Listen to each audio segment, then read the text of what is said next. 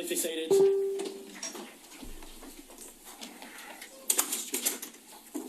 Your Honour, Commissioners, this is the Royal Commission's 54th case study. This public hearing will... I should just say also that in relation to the point that Mr. O'Brien, you made, and Mr. Spinks as well, I think, and that's that a person can become inactive without disassociating and in that way not be shunned.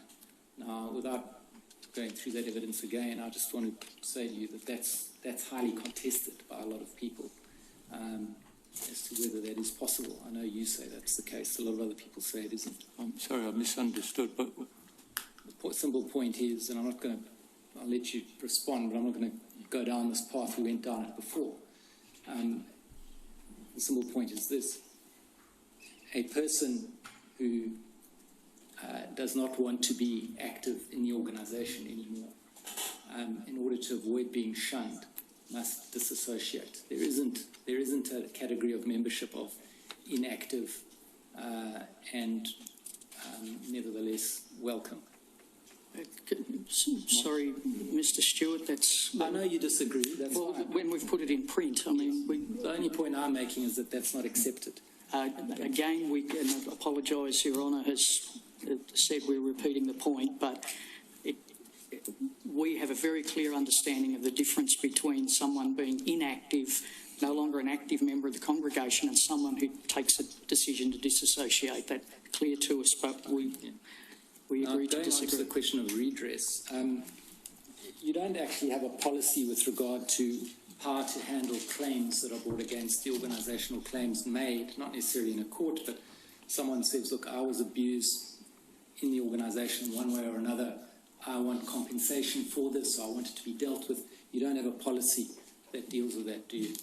We're certainly in the process of developing that, particularly since the release of the paper on redress from the Royal Commission. We've studied that and we're basically in agreement with many of the proposals in there. We don't take the view that we're waiting just until we hear the final thing, but there still are a number of questions that it seems to have to be resolved. And that's this 2015 Royal Commission report on redress and civil litigation that you're referring to, is that yes, right? That's right. Okay, so that's been around for a couple of years now, but in short, you're saying you're working on a policy which we can expect at some stage? Well, it's only in recent months we have had one request some time ago, probably more than a year ago, that we corresponded back with, and the claimant changed the solicitors they were using. So it's only just in the last, this week, the last few days, that we've received a report back from the... Well, never mind individual cases. Can I just understand this from you? Is it the case that you're working on a redress policy and one can expect to see one in due course? Yes, definitely. Thank you. And has the organisation engaged with or reached a position on the Commonwealth Government's proposed national redress scheme that was announced in November last year? No, not at this stage. Could I raise a question on this, which is of concern to us in being able to address this issue of redress, Mr. Stewart? Would that be acceptable? Well, let's hear what it is, Mr. O'Brien, and then I can tell you whether we can answer it or not. Okay, so with regard to the finding of the Royal Commission, with our bringing in all of the case files that we had, because of their being investigated, the finding was that makes all of them institutional abuse, even though the greater majority of them were not actually according to the terms outlined in the redress scheme as being institutional. So there's two implications for that I would see. One of them for us as an organisation, if the number of case files is the basis for determining maybe our share in a redress scheme, we would feel that would be not in the interest of being fair and adequate, because it... You needn't worry about it.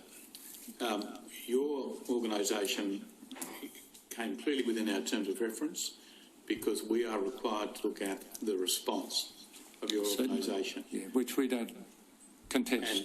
And that response, of course, when inadequate, will cause damage to people. You understand that? We understand, yes, that's a response. And from the evidence that we've had, that is likely to have happened. You may not be an organisational abuser as such, but the response of your organisation may have compounded, indeed very much compounded, the damage to that individual. As far as the redress scheme is concerned, if it takes the form, or roughly the form the Commission has recommended, your liability will be determined on a case-by-case basis, right, and you will be contributing on a case-by-case basis. Yeah, so that's... The files that we send off to the police, well, may or may not represent